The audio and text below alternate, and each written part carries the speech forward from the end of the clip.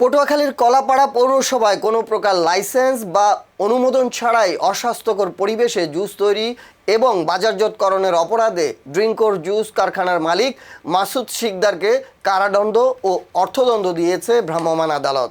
শুক্রবার 15 মে গোপন সংবাদের ভিত্তিতে শহরের কাজী নজরুল ইসলাম সড়কে উপজেলা নির্বাহী কর্মকর্তা ও নির্বাহী ম্যাজিস্ট্রেট কাউসার হামিদ এবং কলাপাড়া থানা পুলিশ যৌথভাবে অভিযান চালিয়ে এ দণ্ড প্রদান করে।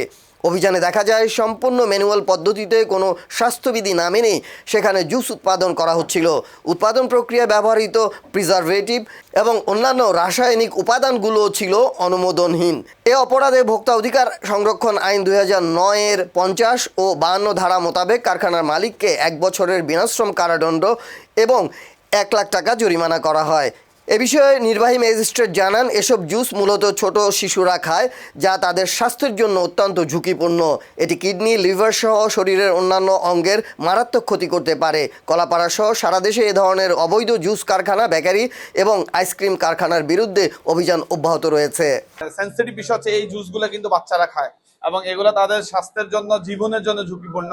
কিডনি, লিভার থেকে শুরু করে অন্যান্য শরীরের অর্গানগুলো যেগুলো আছে সেগুলোর জন্য, এবং যেই প্রিজারভেটিভ অথবা যেই ইয়েগুলো আসছে সেগুলোও কিন্তু অননুমোদিত এবং সেগুলোর কোনো হেলথ কন্ডিশন নাই। আমরা তাকে এটা বিষয়টা সত্যতা পাই এবং সে নিজেই দোষ স্বীকার করে যে এটা অনুমোদন ব্যতীত সেই কাজটা করেছে।